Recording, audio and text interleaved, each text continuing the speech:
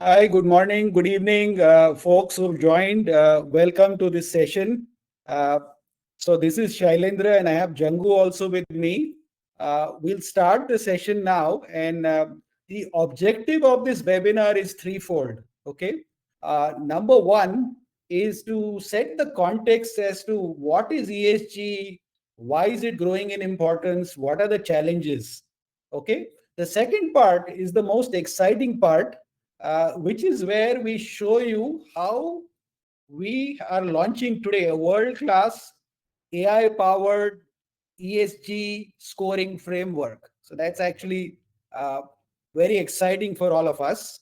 And along with that, we'll also show you how impact investors, financial institutions, consulting companies, corporates can make use of ESG insights to further their business and agenda. Okay, so that's the second part. And the third, the role of AI and how it can enhance ESG with respect to scoring, with respect to reporting, with respect to insights, etc. So that's the meat of our webinar. We'll follow this up with a Q&A. So that's really the context. I also want to, talk about our two speakers and welcome Jangu.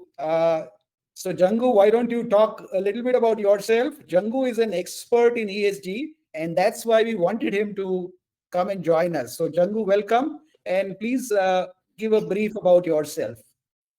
Thanks, Shailendra, and good morning, good evening, everybody who's on this call this morning or evening. Pleasure meeting all of you. I think Shailendra has been kind in calling me an expert. ESG is an emerging domain, and all of us are students of this domain. And probably have a little head start over some of the other people. Been in this field for about 7, 8 years now in the area of ESG and sustainability. I am currently the co-founder and CEO of Gaviva. At Gaviva, we run an enterprise ESG SaaS platform, which enables enterprises to digitalize and automate all their ESG journeys, their processes, practices, and more importantly, it's focused on creating credible and tangible outcomes for our clients. It's a passion and a business for me. So I'm one of the lucky few people who've been able to convert something which I love and I'm passionate about into a business at this stage in my life. Prior to this, I've had a couple of entrepreneurial experiences, and before that, as this little text over here shows, I was a corporate professional like some of you on this call. I had the opportunity to lead and grow companies like Cisco, Avaya, D-Link, and others in India and abroad at Asia Pacific. So that's a bit about me, a passionate sustainability ESG person, trying to make a business out of it. Glad to be with all of you this morning, evening, afternoon. Thank you, Jangu. And about me, that's Shailendra. So my expertise is around AI, natural language processing or understanding, and of course, ESG or environment, social governance insights, leveraging technology. And what I want to do is revolutionize the way investing and trading decisions are made. And you'll see that's also the vision for the company that I've founded now called FinSoft AI. I also have largely a technology come international background, but I've had the pleasure of playing some leadership roles with SunGuard FIS, BNY Mellon as their innovation leader, and also with TCS for a very long innings. Uh, so my expertise lies in innovation, global delivery, AI, product management, and product engineering. And I hope my expertise can be used to create something that would be world leading. And we'll show you some of that. Yeah. So that's about us. Before I get into the meat of our ESG session, I wanted to set some context about what is FinSoft AI because so what is our vision? Our vision is to leverage AI to disrupt the way investing and trading decisions are being made. Okay, so that's our really the use of AI and how can it disrupt the space of trading and investing. What is our mission statement? Our mission statement is, this is our first use case in some sense. So understanding social sentiment, both social media and news, to create better and timely investing and trading decisions. So obviously that will help maximize gains while minimizing risk. Okay, so that's what we are doing. How do we do this? In a 30 seconds, if I say, we read about 80,000 news sources every day. We read multiple social media platforms. And what we do is, on that we use AI. And on that AI, we do two things: data quality. So news and tweets and blogs that are relevant, coming from more credible sources, are amplified, whereas a lot of the others are filtered or attenuated to improve the signal to noise ratio. That's number one. Number two is, we have also a search lens, and what that allows us to do is pick up precise sentiment on key events, whether it's a financial event or a non-financial event like a leadership change, a new product launch. And what that means is, I can then, based on those events, given that sentiment and AI is resulting in an early indicator, make decisions that would be winning investing and trading decisions that outperform the market. So that's what FinSoft AI broadly does.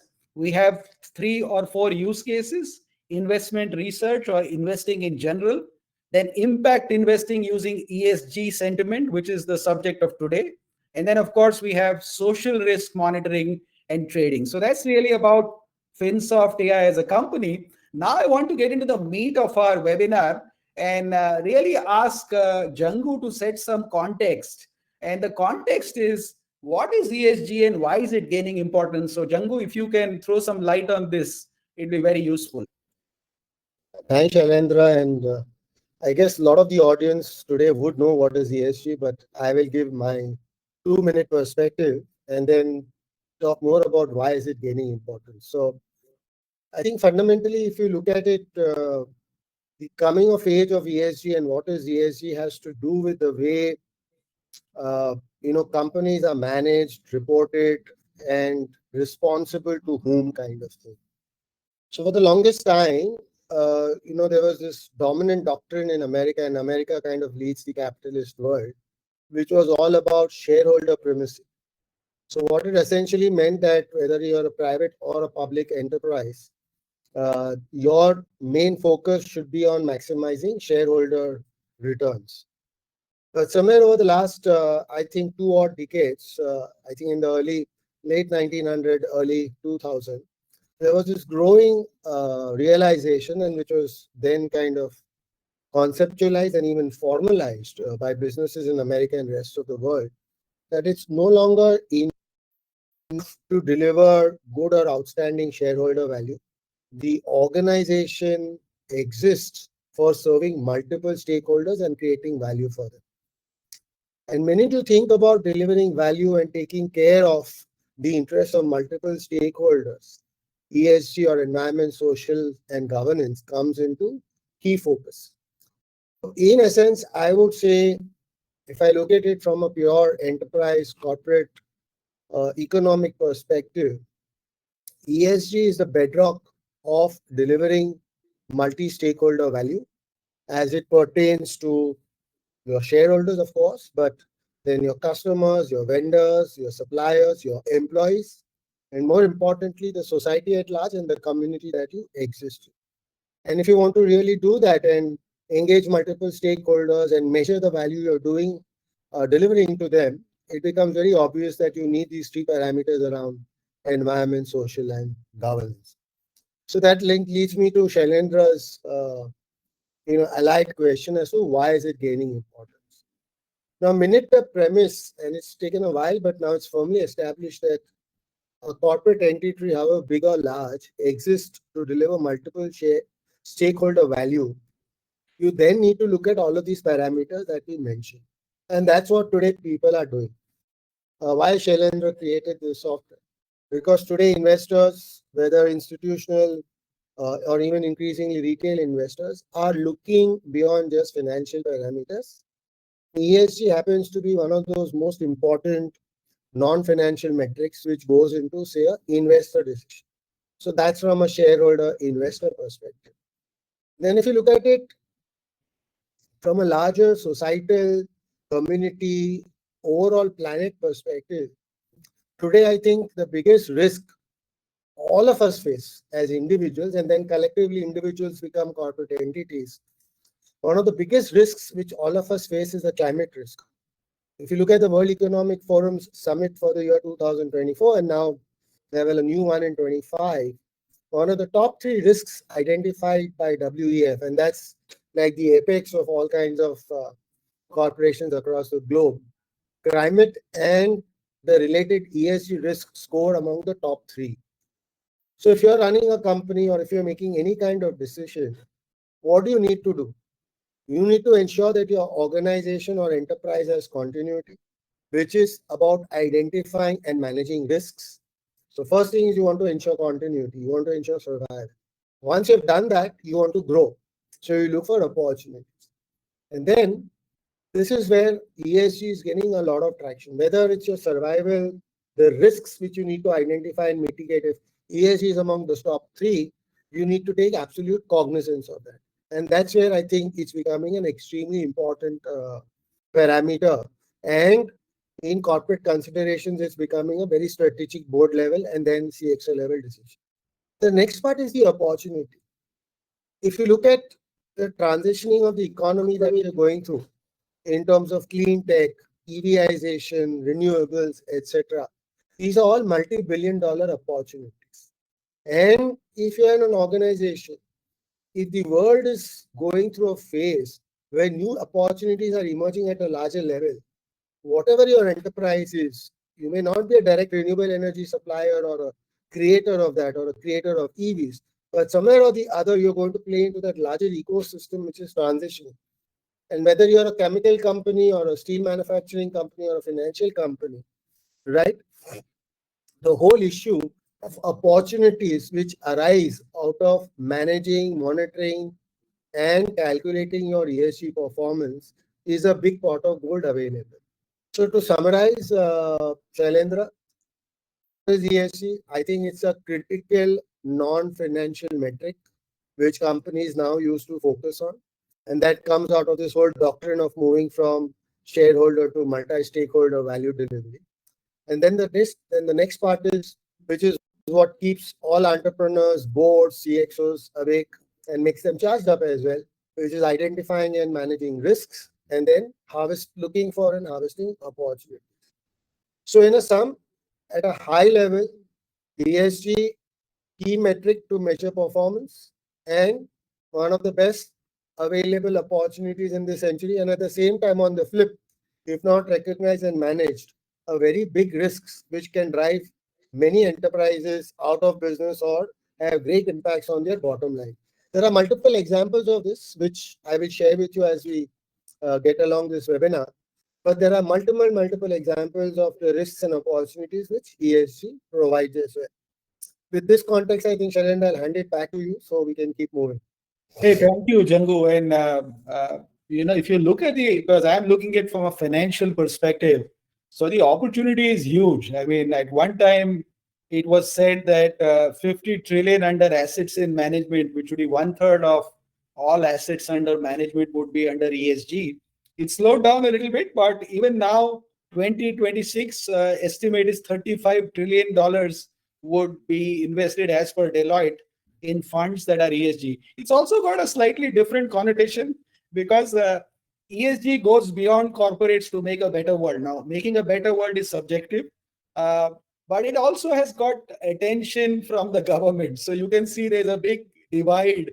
So you can see the importance of it is when people of national interest talk either for or against it. So, we'll not take the sides, but that just shows the money and the people at the top. And Jangu also mentioned World Economic Forum, etc., are all talking about it, either positive or negative. That's a different thing, but that's really what I wanted to share. Next question for us to talk about, and Jangu, again, I'd like you to lead this. What do you see are the current challenges with ESG? And if you can give something in brief, then we can really get down the road on this.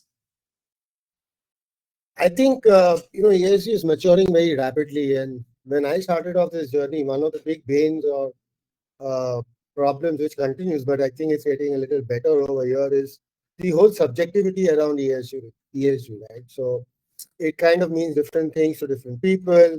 It is open to interpretation, etc. When it started off, I think that problem is getting addressed more and more by metrics coming in, standard reporting formats coming in across the globe. Now the IFRS, which is the leading financial accounting body, is also now stipulating standards for ESG reporting and management. So be that as it may, whilst we're moving from a very subjective to a more objective kind of a lens, I think we got what you said, that there are several challenges due to the subjectivity, the shifting, objectives. Earlier, it was a measure of goodness, then it became a measure of risk. Now it's a matter of compliance, and also the shifting measurements. So this is really what the biggest challenge is on trying to measure something which is new. It got caught on around the pandemic to create a better world. And that's where we are struggling. And I wanted to show you our ESG framework, which we are launching today. It's the first version of it. There's a lot more to come. And let's jump into that while hopefully Jangu's line comes back on better. So I'm going to show you a launch of what we are trying to do uh, so that we are all I'm extremely excited about this launch. And so this is how it works. If I go to my main product, and our product is not limited to ESG, it allows you to use AI to disrupt investing and trading. But I'm going to show you our dashboard. Now, we are not positioning ourselves to be a provider of ESG scores. Actually, we are creating a framework whereby financial institutions, consulting companies, corporates, and impact investors can create their own ESG scores for themselves, or they can resell those scores, etc., or combine with something else. So that's really where we are. So the dashboard I'm saying is really a sample of what we can do. We can do a lot, but I'm going to show you our dashboard and then show you how it's a framework whereby you can customize. So if I click here, it shows me the ESG dashboard. Let's go there. So you'll see it coming up. So this is our ESG dashboard, and you can see that uh, for a bunch of companies, the dashboard is produced. This dashboard is produced automatically right now every quarter, but it can be done every week, every day, because it's just a back-end job that uses our AI to produce these results. Okay. And you can see that the sample dashboard is for a set of global companies right now. It is aligned with in some sense, these keywords align with the global reporting initiative. So, but you can change those keywords. So there's a very high level of customization that you can do. And I'll start, we have like about 5 or 6 different ways that we can customize things. And I'll show you them hands-on, okay? So one thing we can do is, as you can see, we have E, S, and G scores, which results in a combined ESG score. And this is no different from the others. But what we can do here, the first level of customization, which is functional, is if I'm an ESG analyst, then I can go and change the weights for these companies. The current weights are set default based on the sectors. It's based on some analysis and some machine learning. What I can do here is I can click on this. I can change the weight of this one to say it was 20%. I make it 30%. It should total everything to 100. So let me just go and make this as 20. The governance is lower. I can confirm, and you can see that the score changed. I can go back and see my default weights, and then it goes back to it. So you can play around. The first dimension is that you can use your own breakup or the weights for E, S, and G to get your ESG score, while also sorting. You can sort on governance. So for example, okay, let's take Disney has a very high governance score. You can do all sorts of things here, sorting, analysis. So this is the dashboard. You can see it for different quarters. You can see it for different combinations, because all of this is generated using the public perception in social media and news. So you can give different weights to social media and news. So completely only on news. So I'll show you that as I step into my product. So this is the end result. And, it's a sample of, like, let's say 50 stocks, which we have now, but it can be much more. You can get the universe covered. Okay. and this can come out automatically every day, every month, every week, every quarter, whatever frequency you want. I'll show you the other customizations here. I look at the weights first. So I'm saying that these are the social media sources. So let me change it. I'll say 70% news. So because that's the one we use there. And let's say 30% Reddit. I do Blue Sky. I do a lot of things here, Edgar, etc. But I'm showing you a simplistic way. I'll save this. Okay. And I will have to change this to 0 because it should come to 100%. So this is one way of customizing that I can actually save, the weights. So what is the fidelity for each source? And I can customize that. Now, what I can do here is I can create a query. That's the most important thing. I'll show you that too. Hang on. Let me now set up the ESG mode for it. Okay. So this is how I set it to ESG. I should have said this before. Let me start a new query, and I'll set up for Disney. Let's say we want to do Disney, correct? So let's take a query, and change it to Disney. I'll run this query, and okay, I'll run this query, and you'll see what happens. So you can see here that the query now is going to give me the sentiment for the whole quarter for Disney. So it's pretty high. And this sentiment is then converted into separate. So this is for G. So you can see I'm looking for, as per the GRI standards in general, I'm looking for all of these keywords here. So I'm looking for keywords which are accounting to tax fraud to privacy. But I can add also, if I want to add a rule to this, I can go back and I can add my own keywords to it if you want. So if I go down here and I added a rule, I can go back and create, let's say, another keyword, and I can see the trending keywords there, and maybe I can use some of them. I mean, it might show me something, on the fire, or it might show me something on privacy here. So I can take anything and include it and run another query. So that's the beauty of the second level of customization is my query and the query keywords. I can use this for any kind of framework that I want to adopt to. I already showed you setting weights. The other good thing here is on news, I can run ESG sentiment on title or the text. Title is just a headline news. Sometimes that really causes a lot in your, the newsmakers make that. So if you say title, you can see that the score changes. So I can get a high level of customization on the scores just like this. But what else does it show? It shows me at the bottom when I ran this query that, it also shows me a correlation with the price, because oftentimes impact investors want a good score, but is it moving the market? Now, of course, there is no direct link because this is a long-term perspective. But you can, as an impact investor, look at how the price and the sentiment are varying. Look at all the articles here, which you're getting, and also look at all the articles here. And we can do one thing, you can download those articles and then you can pass it through AI, create your ESG reports, get your ESG intelligence. So all of that is possible. So that's really so you saw the customizations that you can do. The last customization that you can do is data quality, like I said. So for every news source, let's say here we're talking Reddit and news. So let me go to Reddit. We can look at boosting tweets that have a high level of credibility. That means the author of that tweet has a large number of followers, is probably an official user, has some high karma points, that's something in Reddit.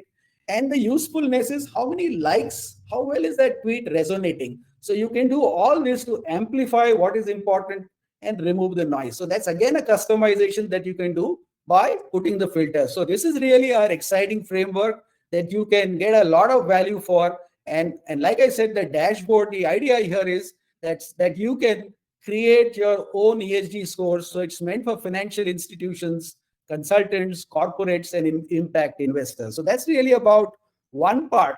I also wanted to show you something which is like, how can you use this to trade on controversial events? So we can get into that also. I'll show that to you. But before I do that, I wanted to step back into my presentation and just highlight the future roadmap. But okay, so let's do that. I'm going to go into my deck once again, and I'm going to show you, this is what I said, that is highly customizable across multiple parameters. And we'll come to this. This is what I wanted to show you, that what is the roadmap and how does it take you forward. What you saw here is that uh, I currently have feeds from both social media, multiple sources. You saw StockTwits, you saw Reddit or Wall Street Bets. We are going live with Blue Sky. It's already there in the works. You saw Edgar. You saw Edgar is K10 financial reports, and you saw, of course, 80,000 news sources. But the idea is to get some custom third-party ESG feeds and import company specific internal data. For example, it could be invoices on their electricity consumption, on their vendors, etc., employee engagement scores, D&I scores, various things that we can get. So that's one part of data collection and data gaps also where AI can be used. But the biggest part is that can I take these scores is one part, but can I also produce ESG reports? Because and the reports need to be succinct, because what's happening is ESG reporting is either just a story or they're drowning you with disclosures where you miss what is important in all noise. So many companies are disclosing a lot, but the investors probably are not even reading that. So, how do I get you insights? So, how do I produce succinct reports, get you insights? And all of this I can power with a chatbot. I already have a chatbot. I can show you that in my product. But that's really what we wanted to highlight in terms of how we are launching our ESG dashboard today. So coming back, Jangu, I think, are you back on the line? We lost you for a bit. Yeah, my apologies. I don't know whether it was Zoho or my network, but I'm No back worries. again, and apologies for that. So that's a little bit about what I wanted to show you. We'll come back to the controversial ESG scoring, but I wanted to make sure we are also keeping time. So, Jangu, I wanted to get back to you and get your perspective on what I showed you just now. No, I think, Shailendra, what you and the SSI team at Framesoft AI are doing is quite valuable, because I think I got cut off, but one of the key challenges which I have seen corporates and investors face is around data. And when it comes to data, it's two types of data. One is internally generated data, which is a challenge to manage, get, measure, and analyze. But more importantly, the external data. And I think what you're doing in terms of picking up multiple data sources, collating them, and making sense out of so many things into a succinct, understandable platform is extremely, extremely valuable. So I think there's a big market gap which the FinSoft AI solution will fill. So all the best as you roll it out. I think it's ESG is going to become more and more about data. And in today's world, analyzing publicly available data and making quick sense out of it the way you want it is what AI is all about. So I think extremely fantastic use case of AI. And I think the roadmap's also extremely rich. So we wish you all the best to execute on that very quickly. I think it will add a lot of value. Thank you. You said it very nicely, that how do I mine this whole public information which is there and bring in the subjectivity of the institution or the individual to make sense, because everybody has a different perspective of ESG today.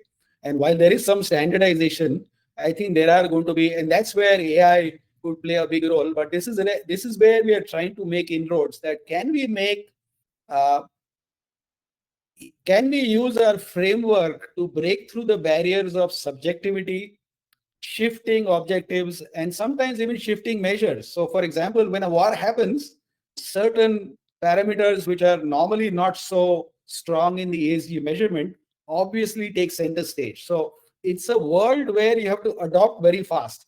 I know people hanker around that I want consistency, but the world is not consistent. So, we have to adapt very fast. And that's where I'm stepping into the next question. And again, I want your perspective. We'll kind of do this power together. But what's the role of AI specific to ESG as you see it, Changu? I think if you look at AI and the use cases which are developing, it works best when you have mountains of data and you want to make sense out of it the way you want it. So that same mountain of data You may want to look at it and interpret it in one way, and I may want to look at it in another way. Both may be right or wrong. That's a different story. But AI has the power to do that. And I think the power of AI within ESG is enable people to have disparate views, but at the same time, an objective lens around things which are quantified, measurable. And then, as you mentioned in your roadmap, if you go down the path of ESG scoring and reporting, I think AI can play an extremely important role over there, because we are in the world of generative AI, and the more data you have, and there is historically a lot of ESG is brought together now, but fundamentally corporations have a lot of ESG going on for decades now. So there is a lot of data available from the past, and on an ongoing basis, anything that an organization does will actually come or some of the other umbrella of ESG. So I think AI and the way you have charted the journey can play an extremely important role in mining all of that data, making sense out of it, and helping you make better decisions. Because at the end of the day, what do you do with data and analytics? It should not be for the sake of it. It should be leading to better decisions which create value for you and your organization. So I think that's where the path on AI which you're following could add a lot of value, Shailesh.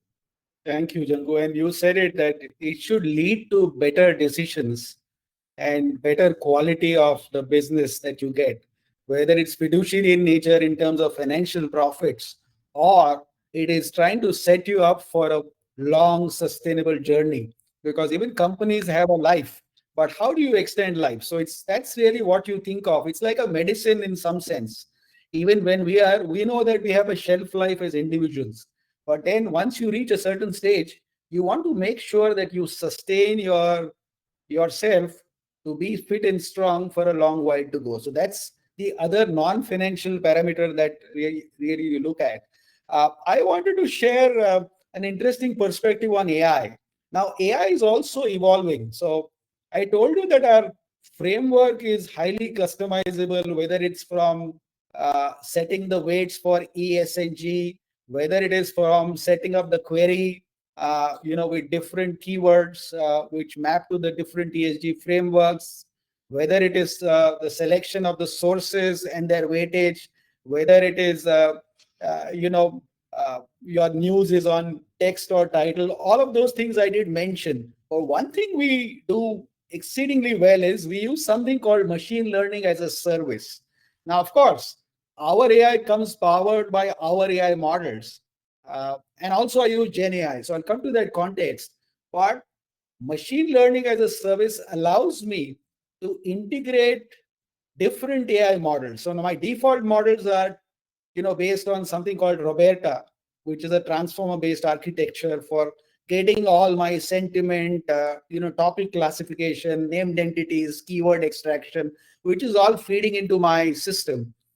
But if I want to use a third-party model or a proprietary model, all I have to do is plug and play. So it's very easy for me to go with the evolution of AIs. That's another big customization that I wanted to highlight.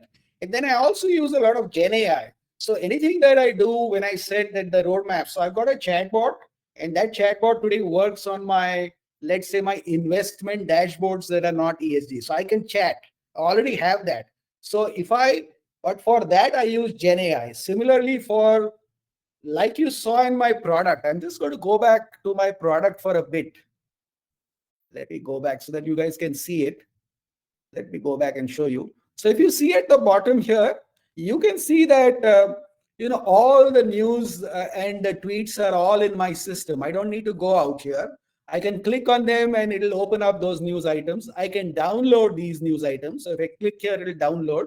Okay, you'll see something popping up. And I can feed it to Gen AI for generating my ESG report or for summarization. So I use both Gen AI and transformer based models that are latency, because I have to read a high volume of news in social media in near real time, and that can't be done by open source Gen AI kind of models. I use transformers. So that's something on the AI side for us. So that's really where I feel that with the marriage of AI and I think this ESG field will mature much faster now. And you could realize that, what I said at the beginning, that you could have almost a third of all assets under management driven with ESG investing gains. Okay, so that's where it might go. And there is controversy, but the controversy is not around ESG, but the way it's being implemented. And if I use AI, where there is, all of the stuff is subjectivity and bias is removed, a lot of automation, but use the skill of a ESG analyst to only play around with the weights, then I know that the system can't be gamed. So I think we are getting there. And I think what we are trying to do is to make this breakthrough, to make this the best ESG framework that is around in the world. So that's where I would stop here. And Jangu, we can open for okay, let me show you something around a controversial ESG event. So let me try and do that, because that could be very interesting. So I wanted to show you something which is okay. Where is it? I set it up maybe. Okay, no, not here. Okay, let me set it up. Uh, I can show you a controversial ESG event which happened when Tesla was thrown out of the S&P index, and you can then trade or invest based on those controversial events. So that happened in 2022. So let me now set the weights for social media and stuff here. So I'm going to put only more on social media and stock tweets, and let's give it some different sources. So let me save this, and I'm going to take an event here that is going to be around Tesla as a stock. And where is Tesla? Yeah, no.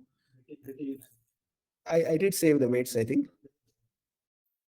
Oh, okay. That's because of this is still set to 30. Yeah, okay. Thanks, Nitin. It should total to 100. So this was more than 100. So Nitin pointed it out that, yeah, so now it's saved. So this one also needs to be 0. Okay. Yeah. Okay. So let me save it. And I'm going to run a query here for Tesla during that period. Okay. And then you'll see the fun. So let's go back to 2022. I can do this, and let's say it is 18th of May, because that's when Tesla was thrown out of the ESG index actually, and that's pretty interesting. So let's give a end date, and you can see how the sentiment and you can get a full analysis. So yeah, okay. So this is what, and I can do a Google like search. I can put my keywords and stuff, but I can just say ESG index if I want. It's pretty straightforward. I can just, and then let me run this, and you'll see that what's the sentiment, because it was funny, because while Tesla is inherently a non-polluting company, it was thrown out from the index, but you can see how investors reacted. So I'm going to show you this, and it's running. So you can see that it's pretty negative. So actually the sentiment on this event did go negative. The prices did drop. You can see that lots of N's here, and the price really dropped when Tesla booted it out from the index. So if you're a trader, you could have made some short-term gains. But if you're an investor, you could have bought the stock and made gains later, because Tesla did survive this. So you can see it gives you all the tweets and all the news around the ESG index. You can download these, but you can see also that most of it is negative. So out of the 141 tweets, 94 were negative, and out of the news items 896, 521 were again negative. So these are signals that you can use for investing and trading on controversial ESG events. So I'll stop here, and maybe we can step into some Q&A. I think Nitin's monitoring, and I see that we have a couple of questions on the panel. So first one, I think, Jangu, if you can help put some perspective, I'll stop sharing now. But if you can help put some perspective on the fact that why do we need separate E, S, and G scores when we have a combined or a consolidated ESG score? That's a question that's coming up. No, I think it's a very good question. Kudos to whoever asked it. Now, see, no two industries are the same, and in different industries, you need to focus differently on each parameter. And the Tesla example which you gave is a fantastic one. where if we didn't have proper weights and other things, just because it's a born EV environmentally friendly company, it should probably have a very good E score. But the reason it was kind of moved out of the S&P Sustainability Index was because of its poor performance on SNG separately. So I think that example which you gave itself is an answer why each of this has to be monitored very specifically. Similarly, if you look at different industries, say if you're in a industry which is into coal mining or electricity generation, uh, perforce your focus should be more on what you're doing on E. You're a banking finance company per se, your impact on the environment, whether it's emissions, energy consumption, wastewater, won't be as intense on the E side as, say, for a cement or a steel or a mining company. But where in a banking finance company, what will become extremely important is your governance parameters, as also your social parameters. So I think whilst a consolidated score is important, it's very, very important to peel the onion and look at each of ESNG separately, and even within that, look at different parameters differently. So, for example, even within E, say if you're a shipping company which uses the ocean routes and other things, stuff like marine biodiversity, which is very, very critical for our planet's survival, becomes a very important parameter compared to a company which is completely terrestrial, say the steel plant or whatever, right? Where the whole focus would be on environment, energy, and emissions.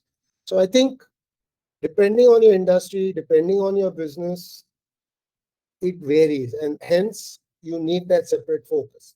Now, even within that, once the weights and focuses are determined, just looking at a holistic picture like it was done in the case of Tesla, as you said, born EV, born environment friendly, but SNG suffered. Similarly, we have many, many examples of how this plays out. The best of governed companies, best of corporate governance, etc. They are in an industry which is per se, let's take ITC for example, right? I think on corporate governance, social metrics in terms of what they do with each opal and other things, they score very well. But fundamentally, a large part of their revenue comes out of the tobacco business, and that impacts health and other things, which is an environment and concerns around that. So I think whilst a consolidated look is good, one has to drill down and look at each of these separately from different industry nuances perspective. And within that, again, in each of those, depending on your business, you need to drill down even within the ESNG separately. Right. And Jangu, you nicely answered with the Tesla example because folks would know that Tesla was flagged by S&P for autopilot failures and also with some kind of work-based discrimination issues around their Fremont plant. So I think that was the reason that it fell below. So it was not really thrown out, but it fell below the radar and then did not make the index. So that was, but it was due to the S&G issues, like you said. Another question I can see on the panel right now is, and this is interesting, and again, Jangu, you might have a better insight into this, is there a universal standard for ESG? Unfortunately, right now there isn't one. But compared to, I would say, look at it from a perspective that this whole concept of ESG and this domain is a pretty new domain compared to many other domains that we have dealt with in the past. It's a new field, it's maturing very rapidly. Given that, it's first but natural that we'll have multiple standards, parameters, regulatory frameworks. Every country wants to have its own way of doing things. If you look at accounting, like it's a centuries old concept, but even today, US is on GAAP and large parts of the world are on IFRS. And India, for example, is on accounting system called INDAS. So even a concept like accounting, which has been around, has multiple frameworks. So it's there with ESG as well. But what we are seeing compared to, say, 2 years back or 3 years back, there's very rapid consolidation happening. For example, if you look at what IFRS has done, they have brought multiple systems together. So US used to have this SASB body, which was very, very industry focused, business vertical focused. So they brought that, dovetailed it into an organization called the ISSB standards. Similarly, the world was very used to reporting integrated reports, which was based around the 6 capitals. So IR has been a concept which was very popular over the last decade and a half. We went from IR to VR, which was value reporting, and that also has dovetailed. So we have 3 standards, which was SASB, integrated value reporting, and the ISSB now coming into what is the IFRS S1, S2. So we are seeing some consolidation happening. EU, which across multiple countries had different format, now has a common format called the ESRS. So why should not reached a final utopian common standard, which I doubt will ever happen if you take the accounting example. The consolidation and movement towards a common standard as common as possible is quite rapid considering the youth and early stages of this domain. Thank you, Jangu. In fact, that is very exciting in a way because the measure of goodness or risk is very subjective. So having a common framework might be a possibility.